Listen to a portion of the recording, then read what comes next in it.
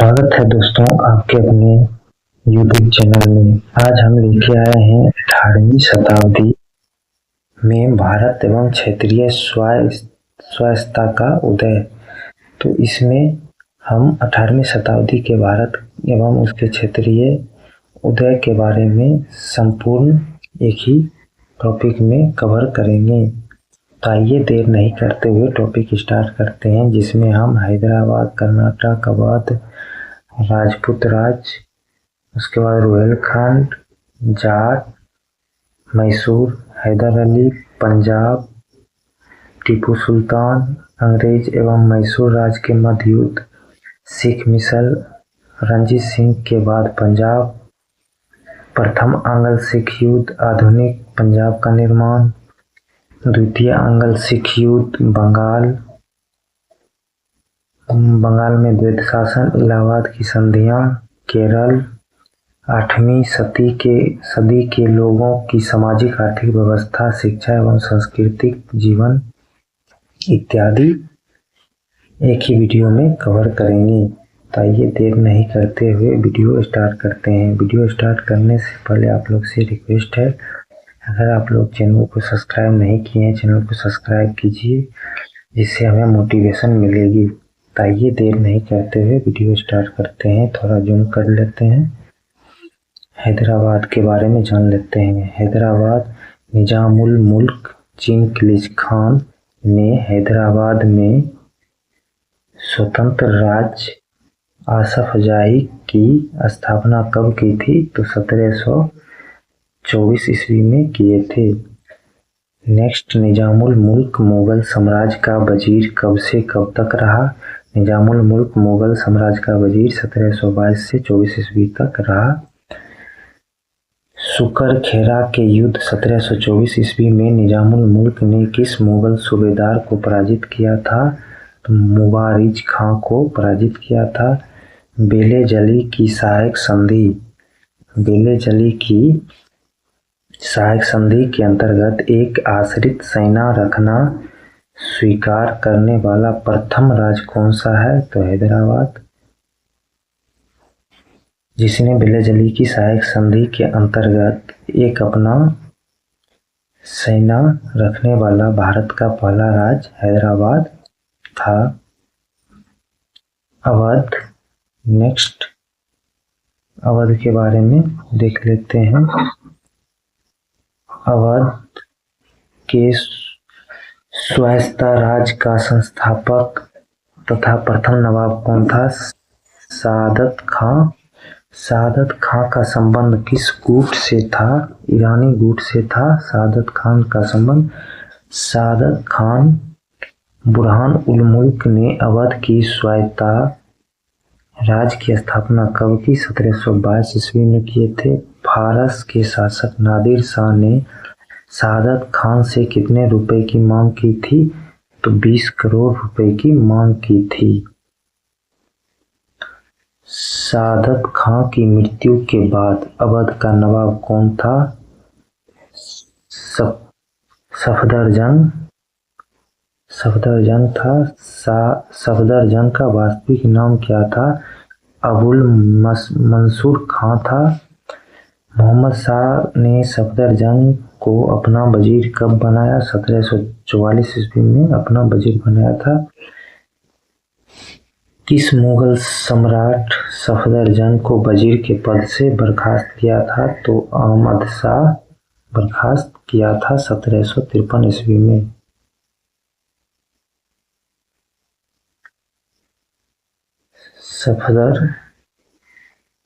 सफदरजंग की मृत्यु के बाद अवध का नवाब कौन बना था? शुजा-उद-दौला 1754 में बने थे। 1761 ईस्वी में लड़े गए पानीपत के तृतीय युद्ध में शुजा-उद-दौला ने किसका साथ लिया था?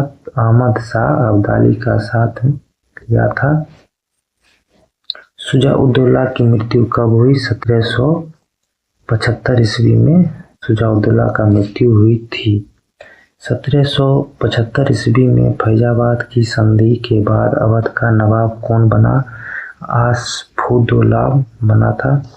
1775 ईस्वी में अवध के नवाबों का निवास कहाँ स्थापित किया गया? तो लखनऊ में किया गया था। अवध के किस नवाब ने अंग्रेजों से सहायक संधि की थी? शहादत खान ने किए थे। अवध का अंतिम नवाब कौन था? बाजिद अली शाह 1847 से 56 में अवध का अंतिम नवाब रहे थे। किस गवर्नर जनरल के शासनकाल में अवध का विलय हुआ था? लॉर्ड डलहौजी के समय में अवध का विलय हुआ था ब्रिटिश ईस्ट इंडिया कंपनी में। अवध का ब्रिटिश साम्राज्य में विलय किस आधार पर किया गया था? कुशासन के आधार पर 1856 में किया गया था।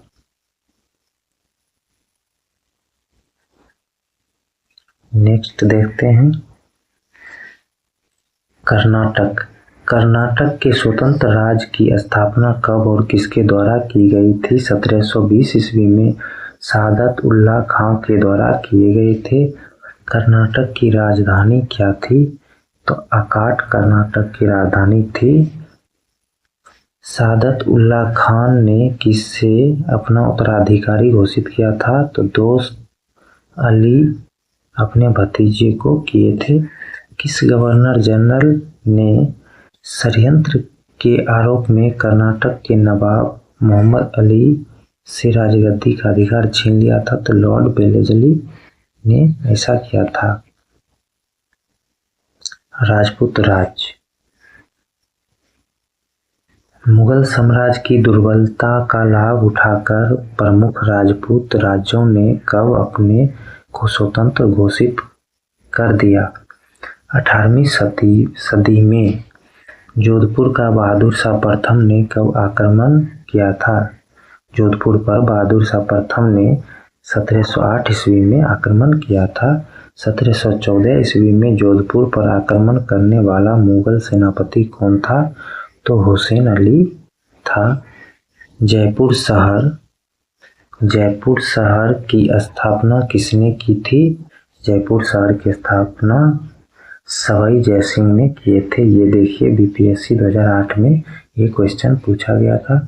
सवाई जयसिंह द्वितीय द्वारा कहां पर पर्यवेक्षणशालाओं की स्थापना की गई थी? तो सवाई जयसिंह द्वितीय के द्वारा दिल्ली, मथुरा, जयपुर तथा उज्जैन में किए थे। सवाई जयसिंह ने यूक्लिड की रेखा गणित के तत्व का अनुवाद किस भाषा में करवाया था? तो संस्कृत भाषा में करवाया था। सवाई जयसिंह ने जयपुर पर कब तक शासन किया था? तो 1699 से 1743 ईस्वी तक किया था। सवाई जयसिंह ने कितने अश्वमेध यज्ञ संपादित किए थे? तो कुल 2 यज्ञ संपादित किए थे। अब देखते हैं रुहेलखंड। रुहेलखंड में एक स्वतंत्र राज्य की स्थापना तथा फर्रुखाबाद नगर का निर्माण किसने किया था? मोहम्मद खां बंगश ने करवाया था। रुहेलखंड राज्य का विस्तार कहाँ तक था? उत्तर में कुमाऊं, दक्षिण में गंगा नदी तक था रुहेलखंड राज्य का विस्तार। बंगश पठानों ने कब एक स्वतंत्र राज्य की स्थापना की? तो 1714 में किए थे।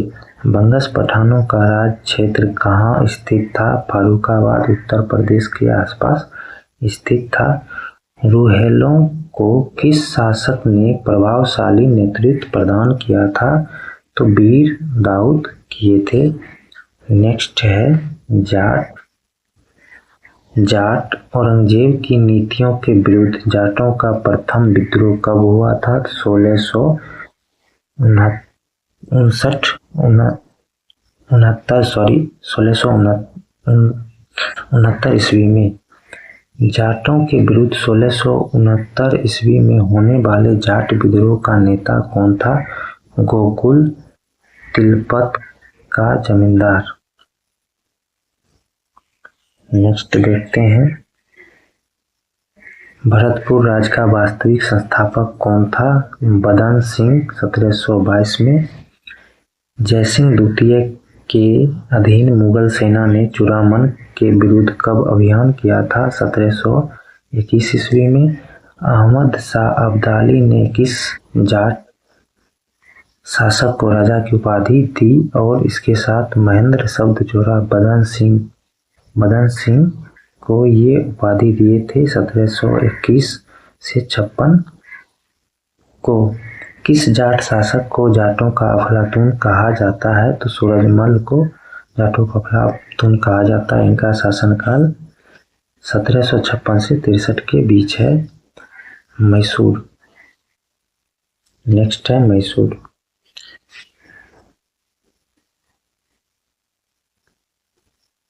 मैसूर के वाडियार वंश का प्रमुख शासक कौन था? चिक्का कृष्णराज द्वितीय। चिक्का कृष्णराज द्वितीय के शासन काल में वास्तविक सत्ता किसके पास थी? देवराज एवं नजराज के पास। हैदर अली 1760 से 82 ईस्वी। देखते हैं, दक्षिण भारत में अंग्रेजों को पराजित करने वाला पहला शासक कौन था? तो हैदर अली। हैदर अली ने किसकी सहायता से डीडीगुल में 1755 ईस्वी में एक आधुनिक शस्त्रागार का निर्माण किया? फ्रांसीसियों के सहायता से किए थे। किसको पराजित कर हैदर अली ने 1760 ईस्वी में मैसूर की सत्ता पर अधिकार कर लिया? नंजराज के सहायता से। हैदर अली ने अपनी राजधानी कहाँ स्थापित की थी? श्रीरंगपट्टनम में किए थे। हैदर अली ने कहाँ एक आधुनिक शस्त्रागार स्थापित किया था? तो डीडीगुल में किए थे। पेशवा माधवराव एवं हैदर अली के मध्य युद्ध हुआ था 1764 ईस्वी में। नेक्स्ट, टीपू सुल्तान ने स्वतंत्रता वृक्ष टी ऑफ लिबर्टी की स्थापना कहाँ और किसकी सहायता से किए थे? श्रीरंगपट्टनम में टी ऑफ लिबर्टी की स्थापना फ्रांसीसियों की सहायता से किए थे। भारतीय शासकों में कौन था जिसने विदेशों में आधुनिक पद्धति में दूतावास स्थापित किए थे? तो वे टीपू सुल्तान थे। टीपू सुल्तान किस फ्रांसीसी क्लब का सदस्य बना? जैकोबिन क्लब का सदस्य बने थे। टीपू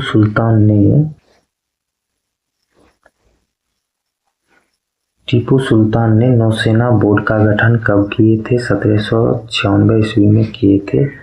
अफगानिस्तान, फ्रांस,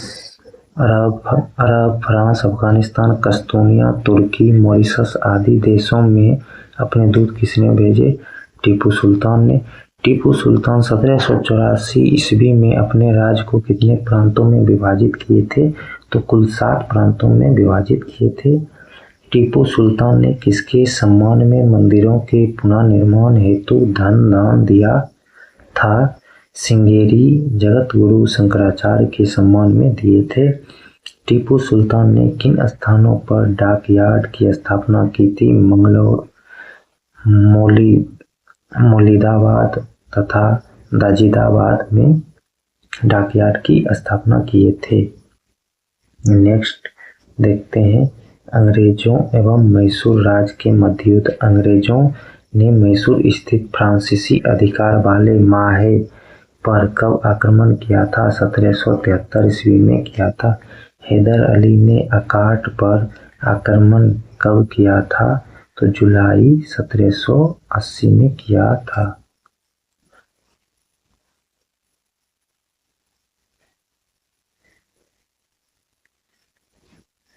किस ब्रिटिश जनरल ने हैदर अली को पोर्टो नोवा के युद्ध में हराया था? तो सर आयर कूट ने हराया था।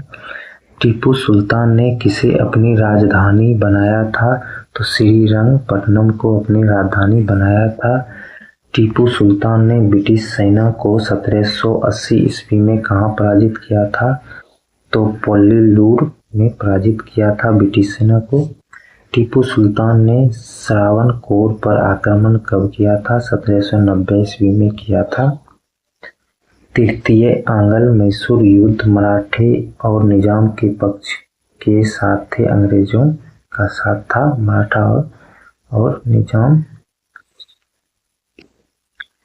बिना अपने मित्रों के शक्तिशाली बनाए हमने अपने शत्रु को कुचल दिया। यह कथन किस गवर्नर जनरल का था? तो लॉर्ड कॉर्नवालिस का था।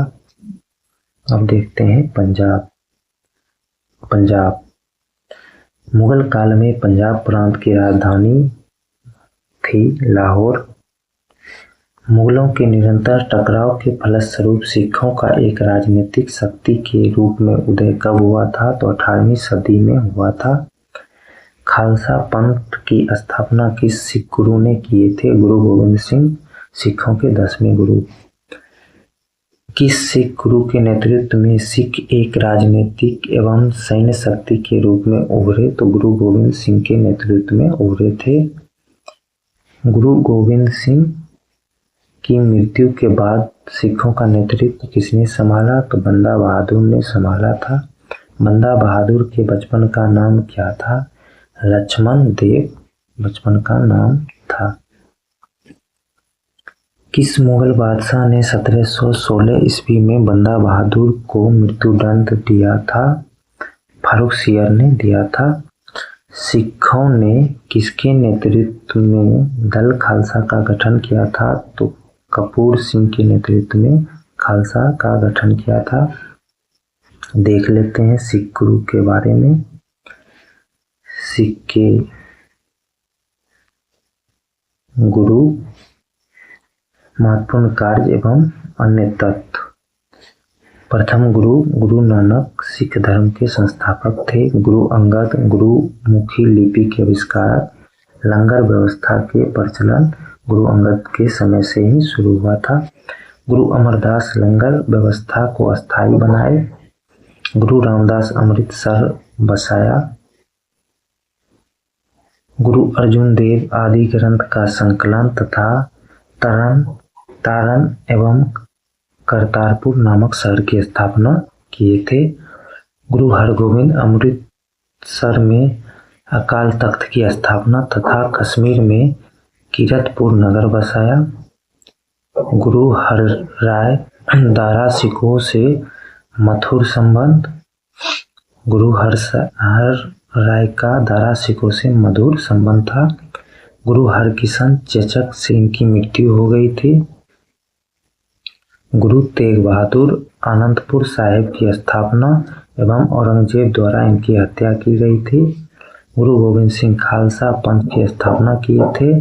सिखों में पाहुल प्रथा का आरंभ किए थे और यही सिखों के अंतिम गुरु थे। इनका जन्म पटना में हुआ था। अब देखते हैं लास्ट सिख मिसल। 1763 ईस्वी से 1773 के बीच पंजाब में छोटे छोटे सिख राज्यों की स्थापना हुई थी। ये राज्य क्या कहलाते थे? तो मिसल कहलाते थे। किसके नेतृत्व में दल खालसा 12 स्वतंत्र मिसलों में विभाजित हो गया था? तो जस्सा सिंह के नेतृत्व में हुआ था। 1753 ईस्वी में दल खालसा ने ब्राह्मण आक्रमणों से उत्पन्न अव्यवस्था को हल करने के लिए कौन सी प्रथा आरंभ की थी? तो राखी प्रथा आरंभ की थी। प्रमुख सिख मिसले एवं उनके संस्थापक सुकर चाकिया मिसल,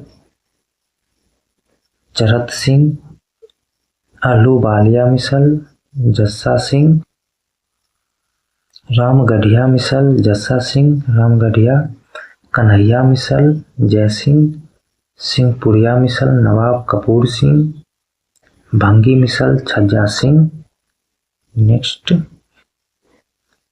आधुनिक पंजाब का निर्माण। रणजीत सिंह किस मिसल से संबंधित थे? सुकर चाकिया मिसल से रणजीत सिंह संबंधित थे। रणजीत सिंह कब सुकर चाकिया मिसल के प्रमुख बने? 1792 ईस्वी में बने थे। रणजीत सिंह ने लाहौर पर अधिकार कब किया? 1799 में किया था। रणजीत सिंह किस मिसल से अमृतसर को छीना था? तो भंगी मिसल से अमृतसर को छीना था। रणजीत सिंह के राज्य की राजधानी क्या थी? तो लाहौर थी। लाहौर उनकी राजधानी थी। रणजीत सिंह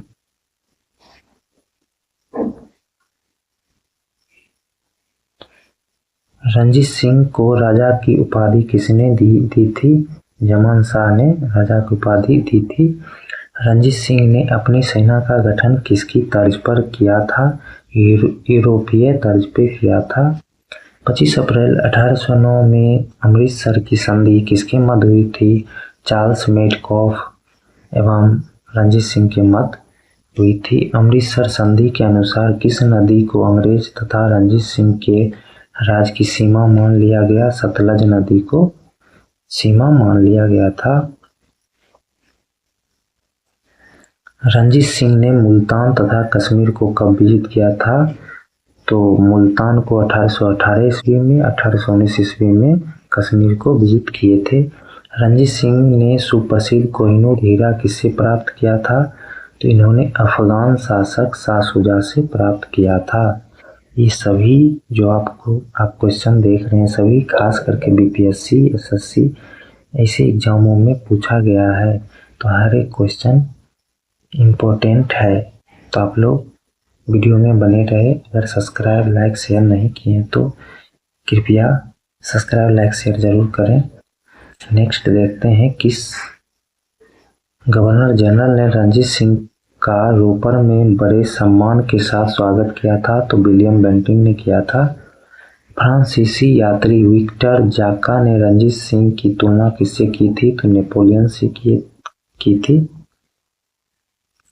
चार्ल्स नेपियर ने सिंध का अधिग्रहण कब किया था? तो 1843 ईस्वी में किया था।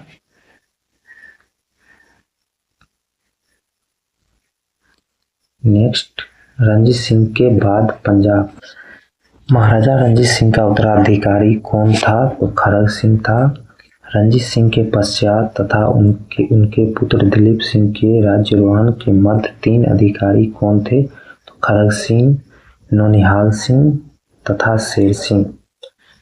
दिलीप सिंह कब शासक बना? दिलीप सिंह 1843 ईस्वी में शासक बना। दिलीप सिंह को किसका संरक्षण प्राप्त था? तो राजमाता जिंदन का संरक्षण प्राप्त था। सिख राज का अंतिम राजा कौन था? तो दिलीप सिंह ही थे अंतिम राजा। आंग्ल सिख युद्ध का आरंभ किस शासक के मध्य हुआ था? तो दिलीप सिंह के मध्य हुआ था, जिसमें से अंग्रेजों की तरफ से लॉर्ड वेलेस्ली था।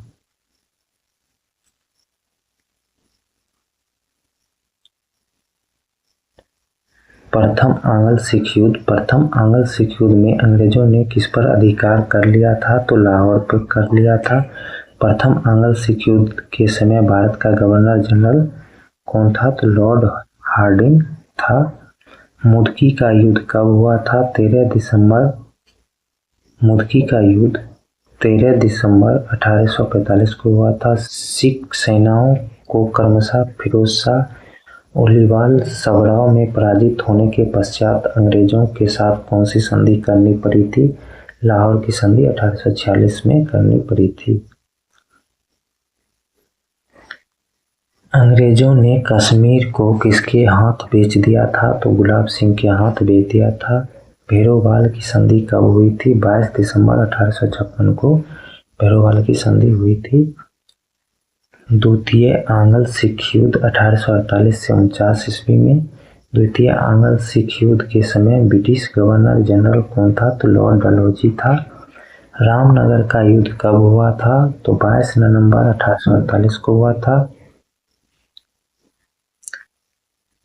चिलियावाला का युद्ध कब हुआ था? तो 13 जनवरी 1849 को हुआ था। चिलियावाला युद्ध में सिख सेना का नेतृत्व किसने किया था? तो शेर सिंह ने किया था। अंग्रेजों तथा सिखों के किस निर्णायक युद्ध को तोपों का युद्ध के नाम से जाना जाता है? तो गुजरात के युद्ध को तोपों के युद्ध से जाना जाता है। यह फरवरी 1849 में हुआ था। गुजरात के युद्ध में अंग्रेजी सेना का नेतृत्व किसने किया था? तो चार्ल्स नेपियर ने किया था। लॉर्ड डलहौजी ने पंजाब का विलय कब किया था? तो मार्च 1849 में किया था। नेक्स्ट है बंगाल। अंग्रेजों ने शाह शुजा की अनुमति से बंगाल में अपनी पहली कोठी कब स्थापित किया था? तो 1851 ईस्वी में किया था। किस मुगल सम्राट ने 1717 ईस्वी में अंग्रेजों को 3000 वार्षिक के बदले बंगाल में व्यापारिक छूट प्रदान किए थे? तो फर्रुखसियर ने किए थे। मुगल सम्राट द्वारा नियुक्त बंगाल का अंतिम गवर्नर कौन था? तो मुर्शिद कुली खान अंतिम गवर्नर था। मुर्शिद कुली खान बंगाल का सूबेदार कब बना? तो 1701 ईस्वी में बना। मुर्शिद कुली खान के बाद बंगाल का नवाब कौन बना था? तो शुजाउद्दीन 1727 से 39 तक बना। शुजाउद्दीन के बाद कौन बंगाल का नवाब बना था? सरफराज खान, जो शुजाउद्दीन का पुत्र था। अलवर्दी खान कब बंगाल का नवाब बना? 1740 ईस्वी में बना। यूरोपियों के बारे में किसने कहा था कि यदि उन्हें छेड़ा ना जाए तो वह साथ देगी और यदि छेड़ा जाए तो काट काट कर मार डालेगी? ये अलवर्दी खान कहे थे। 1756 ईस्वी में नवाब अलवर्दी खान की मृत्यु के बाद कौन बंगाल का नवाब बना? सिराजुद्दौला बना था। मनिहारी का युद्ध किनके मध्य हुआ था? सिराजुद्दौला और शौकत जंग के मध्य 1756 में हुआ था। सिराजुद्दौला ने कासिम बाजार पर आक्रमण कब किया था? मई 1756 को किया था। सिराजुद्दौला ने कलकत्ता पर अधिकार कब किया था? 15 जून 1756 को किया था। सिराजुद्दौला के कोलकाता पर आक्रमण के समय अंग्रेजों ने भागकर कहाँ शरण ली थी? फुल्टा द्वीप पर शरण लिया था। कलकत्ता पर सिराजुद्दौला के आक्रमण के समय ब्रिटिश गवर्नर कौन था? तो डेक था। 20 जून 1756 को ब्लैक होल की घटना का उल्लेख किसने किया था? तो हॉलवेल ने किया था। नेक्स्ट, नवाब सिराजुद्दौला ने कलकत्ता विजय के पश्चात किसे कलकत्ता का प्रभावी अधिकारी बनाया? मानिक चंद को बनाया था। नवाब सिराजुद्दौला ने कलकत्ता का नाम बदलकर क्या रख दिया? अलीनगर रख दिया था। 9 फरवरी 1757 को सिराजुद्दौला और क्लाइव के मध्य कौन सी संधि हुई थी? अलीनगर की संधि हुई थी। प्लासी के युद्ध ने भारत में क्या प्रभाव डाला? तो प्लासी की युद्ध ब्रिटिश प्रभु सत्ता स्थापित किया था। इंग्लैंड की ईस्ट इंडिया कंपनी की भारत में प्रथम निर्णायक सैन्य सफलता किसे मानी जाती है? तो प्लासी की युद्ध को मानी जाती है। प्लासी की युद्ध कब हुआ था? 23 जून 1757 को हुआ था। प्लासी के युद्ध के पूर्व किसने अंग्रेजों के साथ गुप्त संधि कर ली थी? तो मीर जाफर, राय दुर्लभ तथा जगत सेठ ने किया था। प्लासी के युद्ध में लॉर्ड क्लाइव ने किसे परास्त किया था? तो सिराजुद्दौला को परास्त किया था। प्लासी का मैदान कहाँ स्थित है? तो पश्चिम बंगाल में स्थित है।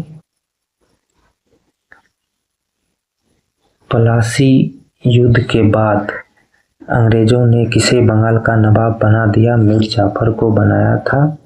मीर जाफर बंगाल का नवाब कब से कब तक रहा? 1757 से 1760 तक बंगाल का नवाब रहा। बंगाल का नवाब बनने के बाद मीर जाफर ने कंपनी को कहाँ की जमींदारी पुरस्कार स्वरूप प्रदान किया था? तो 24 परगना को। मीर कासिम कब बंगाल का नवाब बना? अक्टूबर 1760 में बना था।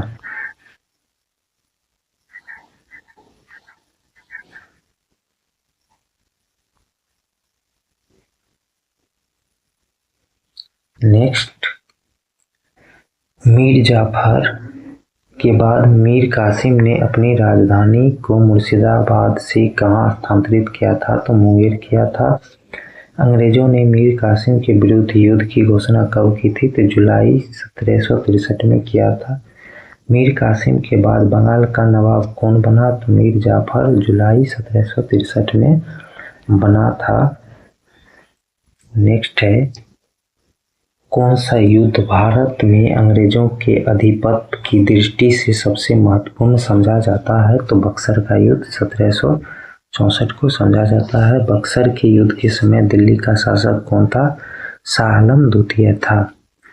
बक्सर के युद्ध के समय बंगाल का नवाब कौन था? तो मीर जाफर था। बक्सर के युद्ध में अंग्रेज सेनानायक कौन था? तो हेक्टर मुनरो था। बंगाल का अंतिम नवाब मुबारक उद्दौला था। बंगाल में द्वैध शासन देखते हैं। बंगाल में द्वैध शासन की नींव कब पड़ी? 1765 में पड़ी थी। बंगाल में द्वैध शासन की नींव किसने रखी? तो लॉर्ड क्लाइव ने रखी थी।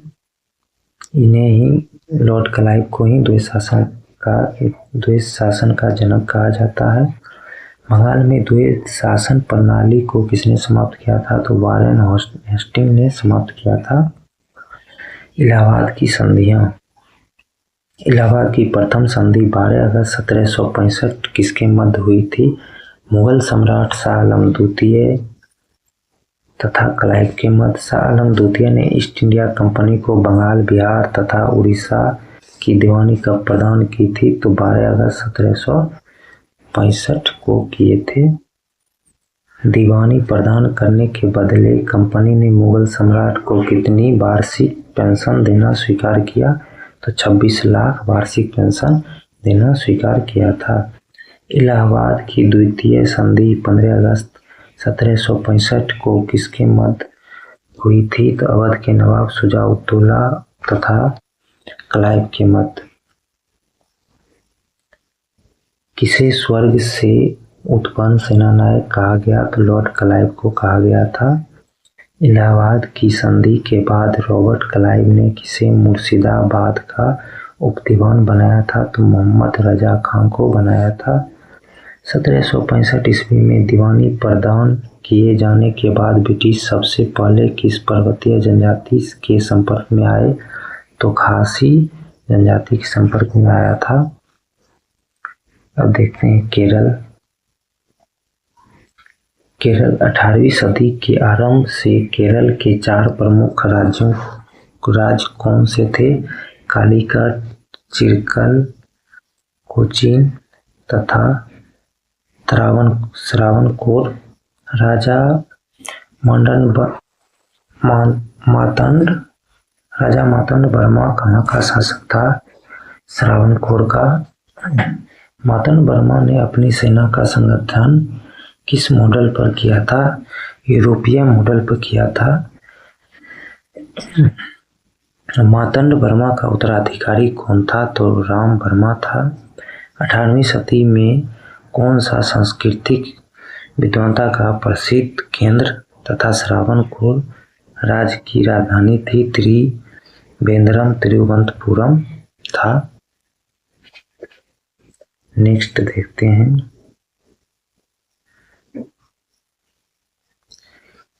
18वीं सदी के लोगों की सामाजिक एवं आर्थिक व्यवस्था। मुगल काल में एशिया के अतिरिक्त और कहाँ बड़े पैमाने पर व्यापार होता था? तो यूरोप में होता था।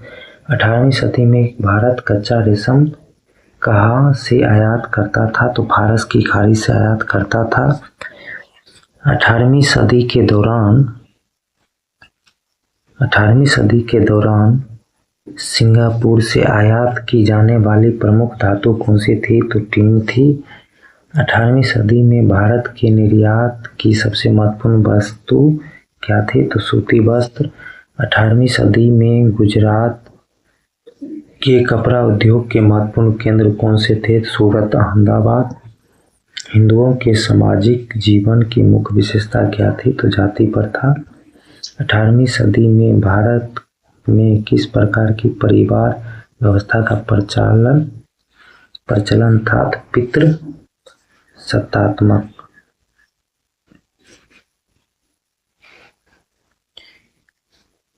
हिंदुओं को उच्च शिक्षा कौन सी भाषा के माध्यम से दी जाती थी? तो संस्कृत भाषा के माध्यम से।